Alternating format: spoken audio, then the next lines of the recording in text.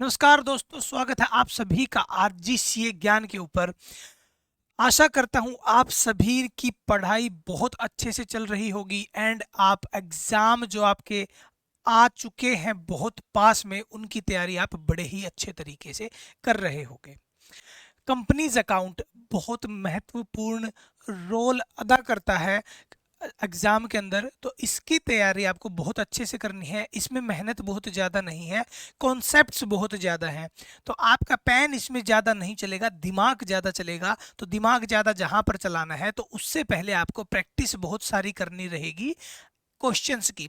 जितने भी क्वेश्चंस आपकी बुक के अंदर है, तो आप कोशिश करें कि ज़्यादा से ज़्यादा क्वेश्चन आप ऑन पेपर सॉल्व करके देखें। अदरवाइज आपको जब एग्ज़ाम में आप बैठेंगे तब आपका क्वेश्चन में से ध्यान आपका इधर उधर होगा, क्योंकि कन्फ्यूज़न क्रिएट होगा ही होगा अगर आपने प्रैक्टिस नहीं की होगी, क्योंकि कंसेप्ट ही ढेर सारे हैं। तो जितने ज़्यादा कॉन्सेप्ट हैं, कम से कम हर कॉन्सेप्ट के ऊपर 3 क्वेश्चन आपको सॉल्व किए हुए होने चाहिए। अगर आपने 3 क्वेश्चन तक सॉल्व नहीं किए हैं तो चांसेस है कि आप एग्जाम के अंदर जब बैठेंगे तब आप गलती करेंगे ही करेंगे। तो चलिए, कंपनीज अकाउंट्स जो हम कर रहे थे, फोर फीचर का टॉपिक हमने बड़े ही अच्छे तरीके से कवर किया था, एक क्वेश्चन भी किया था जिसमें हमने समझा था। और अब हम बढ़ते हैं थोड़ा सा और आगे, जहां पर री इश्यू ऑफ शेयर किया जाता है। तो री इश्यू ऑफ शेयर जो टॉपिक है वो बहुत छोटा टॉपिक है, लेकिन जब उसका क्वेश्चन पूछा जाएगा तो सिर्फ छोटा टॉपिक नहीं पूछा जाएगा, साथ ही साथ पूरा का पूरा चैप्टर जो अभी तक पढ़ा है, फोर फीचर तक की जर्नल एंट्रीज आपको पता होनी चाहिए। अदरवाइज आप नहीं कर पाएंगे री इश्यू ऑफ शेयर का क्वेश्चन। तो सबसे पहले हम स्टार्ट से लेकर क्वेश्चन जो हमने अभी क्लास में करने वाले हैं, वो ऐसा क्वेश्चन है जो कि स्टार्ट से लेकर अभी तक का सारा कॉन्सेप्ट क्लियर करेगा। क्वेश्चन के अंदर ही सारी की सारी जो एप्लीकेशन के टाइम पर जर्नल एंट्रीज होनी है, अलॉटमेंट के टाइम पर फर्स्ट एंड फाइनल कॉल, उसके बाद में जब फॉरफीट किया जाता है शेयर, वहां तक का तो पूरा का पूरा प्रोसेस सेम रहने वाला है।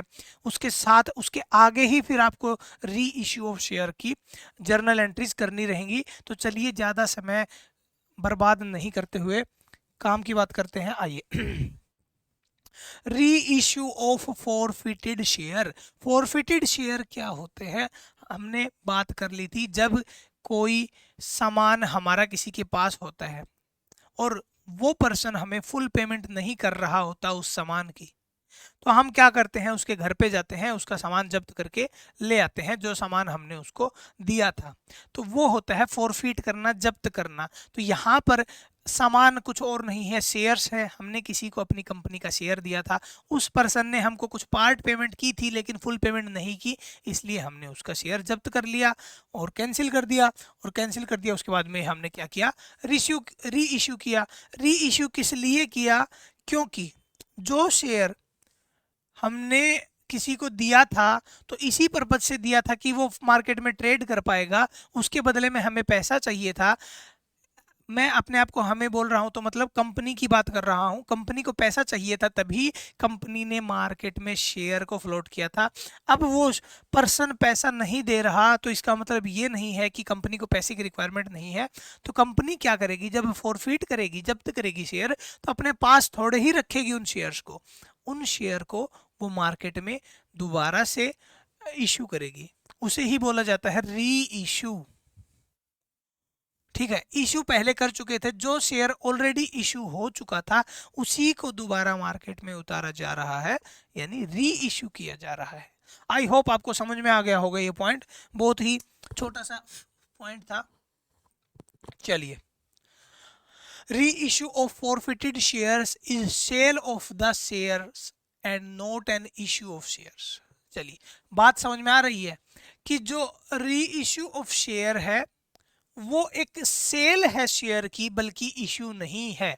यानी कि हमारे पास रखा हुआ है अब शेयर, हम पहली बार इशू नहीं कर रहे, किसी पर्सन से हमने जब्त किया था, वो अब मार्केट में सेल कर रहे हैं, जो भी अमाउंट पे हम सेल करेंगे।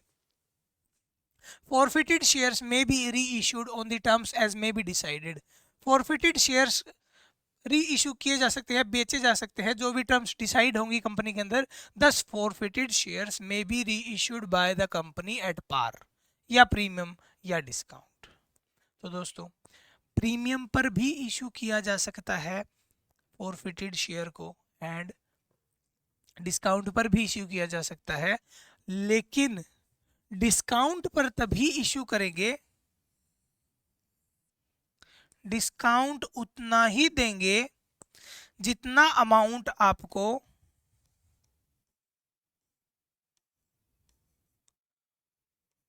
बेनिफिट हुआ था फॉरफीचर के टाइम पर। फॉर एग्जांपल मिस्टर एक्स ने 300 शेयर खरीदे थे, एप्लीकेशन की अमाउंट थी 3 रुपये, यानी 900 रुपये उसने एप्लीकेशन के टाइम पर दे दिए थे, जो कि कंपनी ने जब्त कर लिए जब उसने अलॉटमेंट और कॉल्स का पैसा नहीं दिया। तो 900 रुपये जो एडजस्ट कर लिए थे, यानी एप्लीकेशन अमाउंट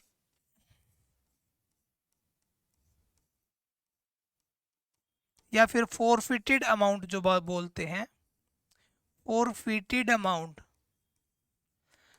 के बराबर ही दे सकते हो डिस्काउंट। उससे ज़्यादा डिस्काउंट हम शेयर्स के ऊपर नहीं दे सकते, कंपनी नहीं दे सकती है शेयर्स के ऊपर डिस्काउंट। फॉरफिटेड अमाउंट जितनी थी, किसी पर्सन से जो फॉरफिट किया था शेयर, उस टाइम पर जो कंपनी को फ़ायदा हुआ था, जो तो वही पैसा, उतना ही पैसा यूटिलाइज किया जा सकता है कंपनी के द्वारा शेयर्स को डिस्काउंट पर इशू करने का। आई होप आपको ये कॉन्सेप्ट थोड़ा थोड़ा समझ में आ रहा होगा। इट बीइंग ए री issue of forfeited shares, provisions of companies act 2013 not permitting issue of shares at discount. Section 53 एक सेक्शन है कंपनीज एक्ट 2013 के अंदर, जो कहता है कि डिस्काउंट पर आप शेयर्स इशू नहीं करेंगे, डू नॉट अप्लाई। तो यहाँ पर जो शेयर फॉरफिट किए गए हैं, वो शेयर अगर री इशू करती है कंपनी डिस्काउंट के ऊपर, तो यहाँ पर ये जो 53 सेक्शन है ये अप्लाई नहीं होता है। तो यहाँ आपको ध्यान देना है कि जब भी क्वेश्चन आपसे पूछेगा, फॉर एग्जांपल आपके एमसीक्यूज भी तो आते हैं एग्जाम के अंदर, तो एमसीक्यूज में एग्जामिनर आपसे पूछ सकता है कि कौन सा सेक्शन अप्लाई होता है डिस्काउंट देने के लिए। तो 53 सेक्शन स्पेसिफिकली मेंशन करता है कि आप डिस्काउंट नहीं दे सकते हैं, लेकिन 53 सेक्शन अप्लाई नहीं होता उन शेयर्स के ऊपर जो शेयर्स हमने फॉरफिट किए हैं, एंड फॉरफिटेड अमाउंट के इक्वल हम डिस्काउंट दे सकते हैं, ठीक है। However, discount allowed on reissue of forfeited shares cannot be more than the amount forfeited on reissued share। वही बात है जो मैंने बताई। चलिए, issued at par, bank to share capital, ये हमको पता है। Bank to share application to share capital, ये जर्नल एंट्री वही है।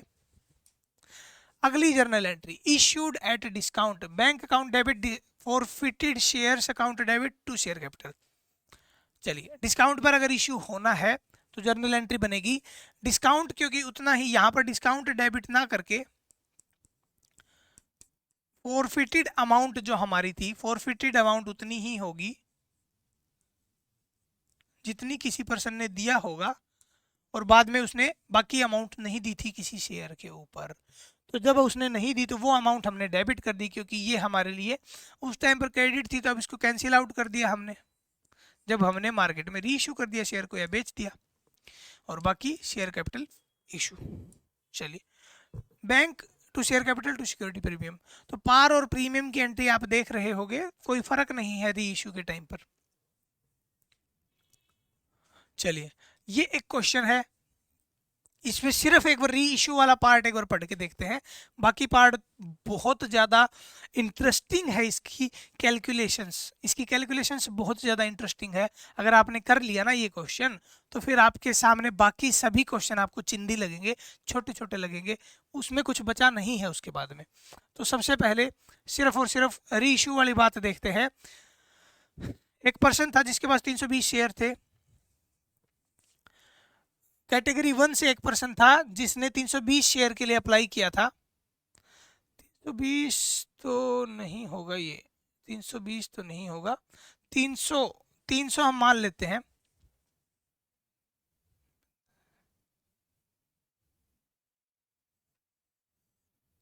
$300 शेयर कर लेते हैं, जिससे राउंड ऑफ कैलकुलेशन में आपको दिक्कत नहीं आएगी। एक पर्सन था जिसने 300 शेयर के लिए अप्लाई किया था और all calls were made and were duly received except the final call by the shareholder belonging to category 1 who has applied for 300 share. यानी इस कैटेगरी में वो पर्सन था जिसने 300 शेयर अप्लाई किए होंगे, तो उसको आधा शेयर मिला होगा।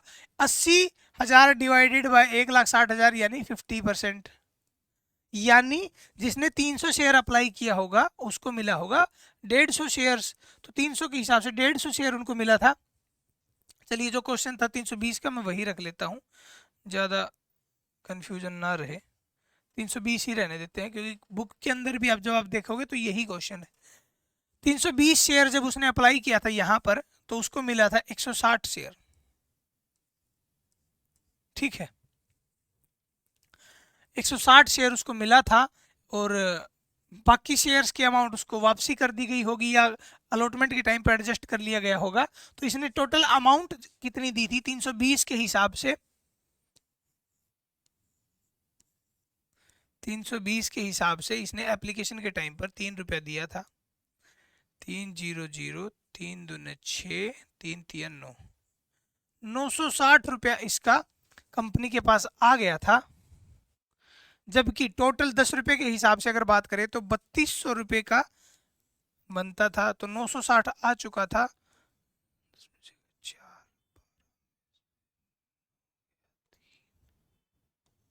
2,340 ऐसा अमाउंट था जो फॉरफीट, मतलब जो नहीं आया, कॉल इन एरियर हो गया। तो ये वाला जो अमाउंट है ये फॉरफिटेड अमाउंट रहेगा।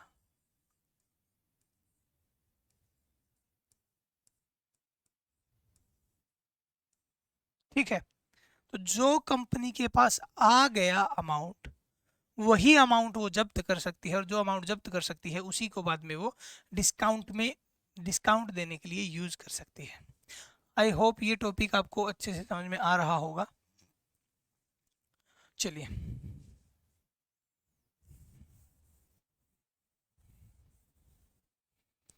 स्टार्टिंग से अब क्वेश्चन थोड़ा पढ़ते हैं। X limited invited applications for issuing 1 lakh equity share. Applications invite की थी कंपनी ने 1 लाख एप्लीकेशंस।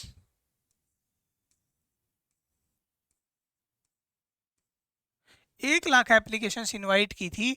10 रुपए की एक मतलब टोटल अमाउंट अगर बात करें तो 10 रुपए का एक शेयर था। 3 रुपया एप्लीकेशन पे, 4 रुपया अलॉटमेंट पे और 3 रुपया कॉल्स के टाइम पर। तो 20% शेयर्स तो टोटल कंपनी ने रिजेक्ट ही कर दिया था। तो साथ ही साथ इसकी जर्नल एंट्रीज हमें बना लेनी चाहिए।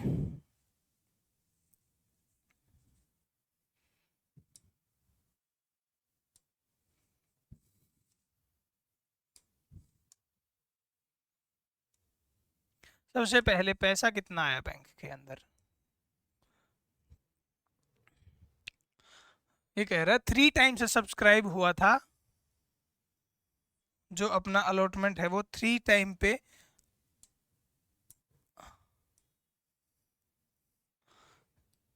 सब्सक्रिप्शंस आए थे। ठीक है, चलिए बैंक डेबिट टू कितना, 3 लाख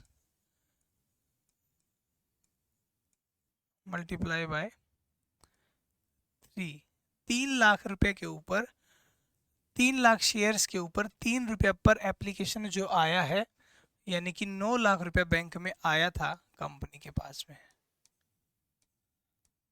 ठीक है, उसके बाद में बैंक टू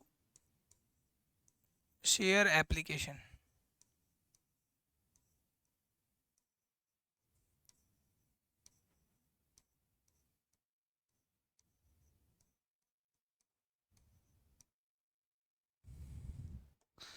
शेयर एप्लीकेशन के लिए 9 लाख रुपया टोटल आया था। ठीक है जी, अब बात करते हैं कितना पैसा वापस दे दिया। तो शेयर एप्लीकेशन डेबिट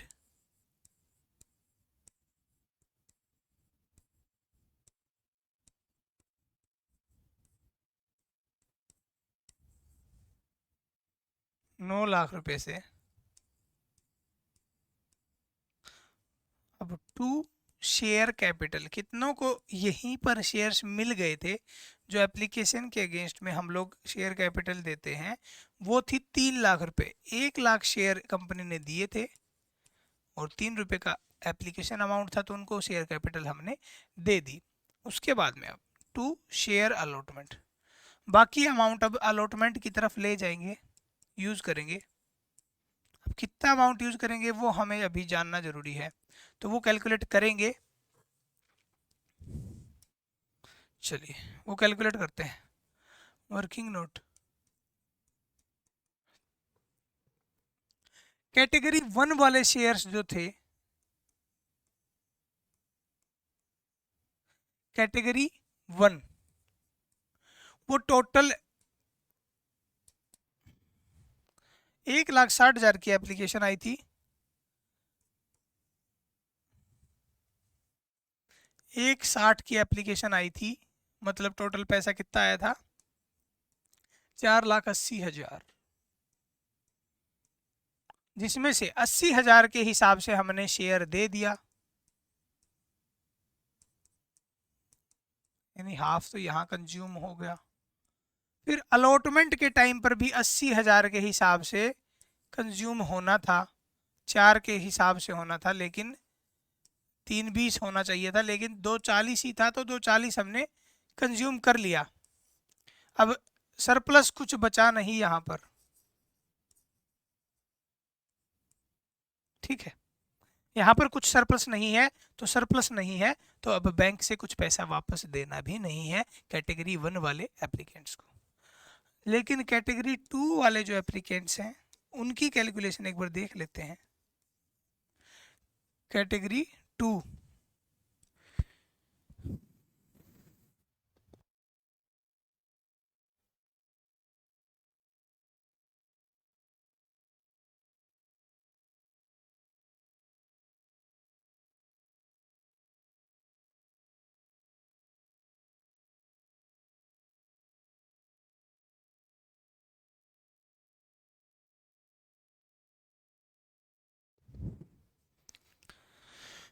कैटेगरी 2 जो है वहां पर 80,000 एप्लीकेंट्स थे जिन्होंने 3 रुपए के हिसाब से पैसा दिया, 2,40,000, लेकिन इन लोगों को शेयर मिले 20,000, तो एप्लीकेशन पे एडजस्ट होना चाहिए था 60,000, अलॉटमेंट पर एडजस्ट होना चाहिए था 80,000, और कॉल्स पर एडजस्ट होना चाहिए था 60,000। तो ये तो यहाँ पर एडजस्ट हो जाएगा, वहीं पर ये अलॉटमेंट का एडवांस आ रखा है और कॉल्स का एडवांस आ रखा है। बाकी अमाउंट कितना, 8 से 14 और 6 20, तो 40,000 ये वापस जाएगा। 40,000 रुपए कैटेगरी 2 वाले शेयर होल्डर्स के वापस जाएंगे। प्लस में कुछ अमाउंट क्वेश्चन के अंदर ये भी बोल रखा है, applications for 20% shares were rejected and the money refunded, allotment was made to the applicant as follows. तो यहाँ पर 20% ऑफ शेयर्स का मतलब है 3 लाख जो एप्लीकेशन आई थी, इनके अलावा 60,000 शेयर्स ऐसे थे, 3 लाख 3 दूनी 6, 3 लाख का 20%, 60,000 शेयर्स की एप्लीकेशन ऐसी थी जो हाथों हाथ रिजेक्ट कर दी गई थी, तो 6 थी, 1,80,000 वो भी वापस जाएंगे। तो 2 कॉल्स एंड 2 बैंक, 1,80 जो 20% रिजेक्शन वाले, प्लस में 40,000 जो कि एडवांस में पैसा दिए हुए हैं वो, तो टोटल 2,20,000 रुपये बैंक से हाथों हाथ वापस कर दिए जाएंगे। फिर एडवांस में पैसा आया हुआ है कॉल्स के लिए 60,000, कॉल्स इन एडवांस इसी को बोलते हैं, जो पैसा अभी ड्यू भी नहीं हुआ था कॉल्स से रिलेटेड, वो ही शेयर होल्डर ने दे दिया एप्लीकेशन के टाइम पर। अलॉटमेंट का पैसा आया हुआ है ऑलरेडी 3,20,000, 3,20,000 अलॉटमेंट का पैसा आया हुआ है। ठीक है, अब सिंपली क्या करना है, अलॉटमेंट की जर्नल एंट्री मैं स्किप कर दे रहा हूं क्योंकि वहां पर अब क्या करेंगे, अलॉटमेंट का टोटल 4 लाख रुपया आना है। 4 लाख में से ऑलरेडी 3,20 तो आ चुका है यहां पर। तो अब आप क्या करेंगे, bank debit, share allotment debit to share capital, 3,20, 80,000 और 4 लाख, शेयर कैपिटल 4 लाख की इश्यू हो जाएगी इनको।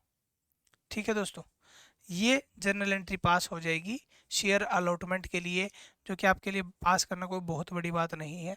मैंने अमाउंट का आपको इशारा दे दिया, 3,20,000 एडवांस में आ रखी है, उसको यहाँ पर ऐसे यूज़ कर लेना। बैंक में सिर्फ 80,000 ही आएंगे और शेयर कैपिटल पूरी 4 लाख की यहाँ पर अलॉटमेंट के टाइम पर इश्यू कर दी जाएगी। उसके बाद में अब कॉल्स की बात करें तो कॉल्स की भी सेम जर्नल एंट्री होनी है। Share calls to share capital, share calls to share capital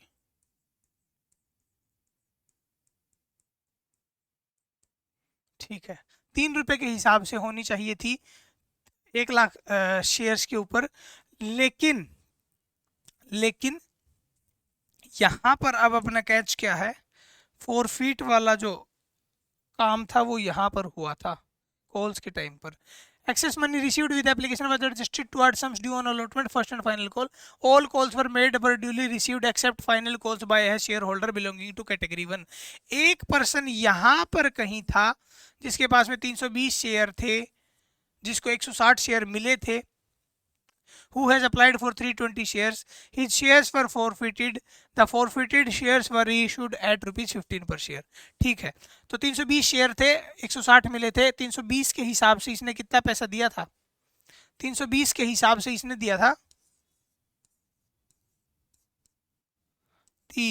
960 रुपए इसने टोटल दिए थे।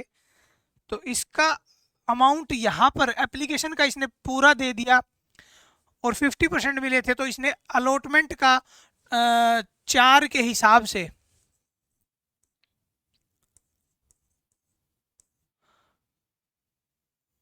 अलॉटमेंट का इसका बनता था 160 के हिसाब से 4, 4 0 4 6 24, 4 एकम 4 और 2 6, अलॉटमेंट का बनता था 640 इसका, और 480 बनता था इसका एप्लीकेशन के टाइम पे। तो एप्लीकेशन का पूरा पैसा आ गया, अलॉटमेंट का 640 बनता था, लेकिन टोटल पैसा इससे 960 ही आया था, जिसमें से 480 घटा दें तो 480 ही रह जाएगा। 480 640 का डिफरेंस अगर मैं बात करूं, 6 4 2 200 240 रुपये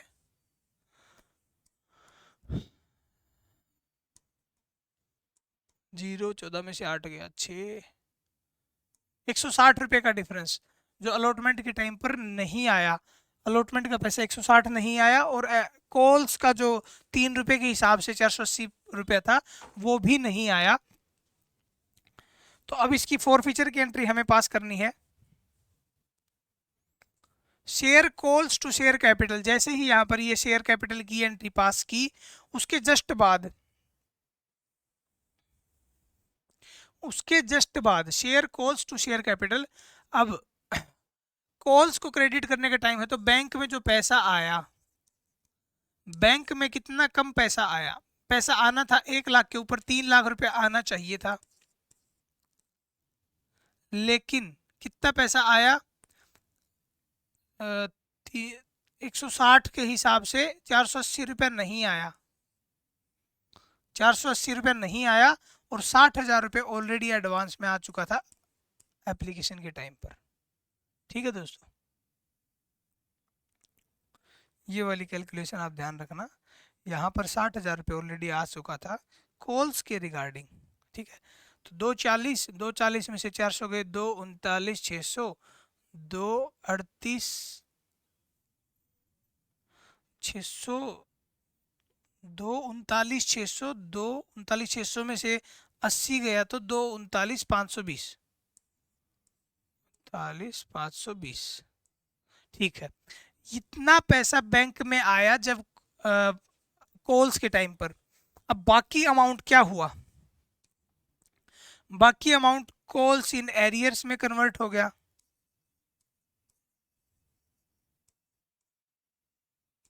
और calls in advance. Calls in advance को डेबिट क्यों कर रहा हूं? क्योंकि मैंने यहाँ पर क्रेडिट किया था 60,000 से,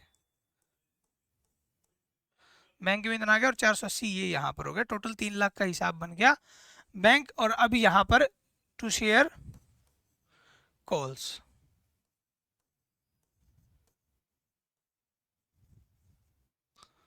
3 लाख रुपए। ठीक है जी, चलिए अब अगला पार्ट क्या रहेगा? फॉर फीचर की जर्नल एंट्री पास करनी है। तो फॉर फीचर की जर्नल एंट्री पास करते टाइम पर हम शेयर कैपिटल को डेबिट कर देंगे,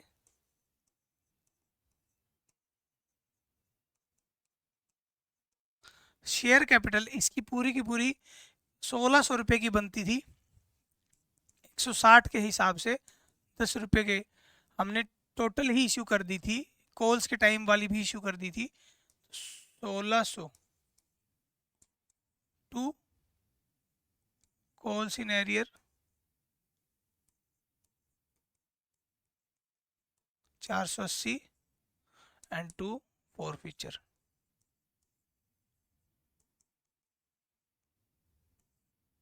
फॉर फीचर की अमाउंट हो गई 1120। ये फॉर फीचर की अमाउंट होगी, क्योंकि इतना पैसा हमारे पास आ चुका था, वो हमने एडजस्ट कर दिया इस पर्सन का।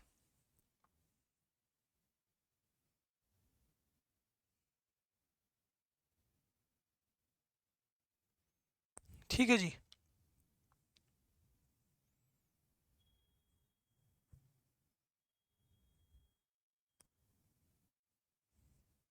अब आगे चलते हैं और री इश्यू की बात करते हैं।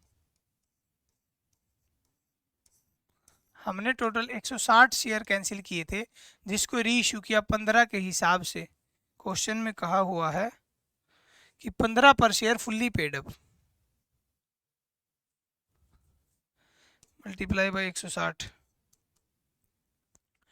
150, 1500 और 15 चिकन 90, 2400। तो बैंक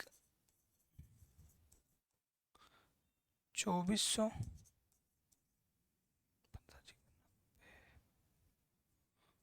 टू शेयर कैपिटल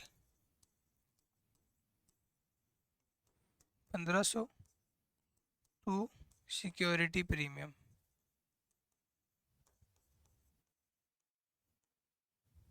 900, इतने का इश्यू कर दिया। अब जो फॉरफिटेड अमाउंट थी उसको हम कैपिटल उसमें ट्रांसफर कर सकते हैं, कैपिटल रिजर्व में,